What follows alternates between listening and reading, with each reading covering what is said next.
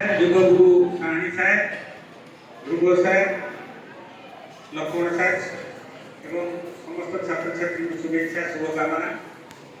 যে এই যে যোଗ କ୍ଲାସ 4-5 ଥର ହେଲାଣି, ଯୋଗ କରିବା ଦ୍ୱାରା ଆପଣ ନିଶ୍ଚିତ ଭାବରେ ଭଲ ହଉଛି ନା ଖରାପ ହଉଛି? ନିଶ୍ଚିତ ଭାବରେ ଭଲ ହବ। ଏହାର ମନା କରିବାର କୌଣସି ପ୍ରଶ୍ନ ଏହାର ନେଗେଟିଭ ନାହିଁ। ଯୋଗର ସବୁ ଜିନିଷର ମେରିଟ୍ସ ଆଉ ଡିମେରିଟ୍ସ ଅଛି, କିନ୍ତୁ ଯୋଗର କିଛି ଡିମେରିଟ୍ସ ନାହିଁ, ସବୁବେଳେ ମେରିଟ୍ସ।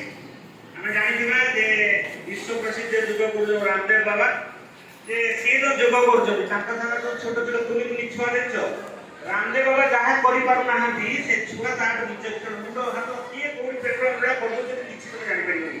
ଯେତିକି ଲୋକ ଭୟ ଲାଗିବ ସେଟା ହାଡ଼ ଭାଙ୍ଗିବ କି? ସେ କରୁଛନ୍ତି। ଆମେ ଜାଣିଛେ ଯେ ଗୁରୁ ଶିକ୍ଷା ଗୋଟିଏ, ଛୁଆ ତାକୁ ଅନୁଭବ କରନ୍ତି, ଅନୁକରନ୍ତି, ଗୋଟିଏ କରନ୍ତି। ସେ ଛୁଆମାନେ ମଧ୍ୟ ସେମିତି କରୁଛନ୍ତି। ତ ଆମେ ଯୋଗ ବିଷୟରେ ଜାଣିଛେ, ରଚନା ଲେଖୁଛେ, ଡିବେଟ୍ କରୁଛେ।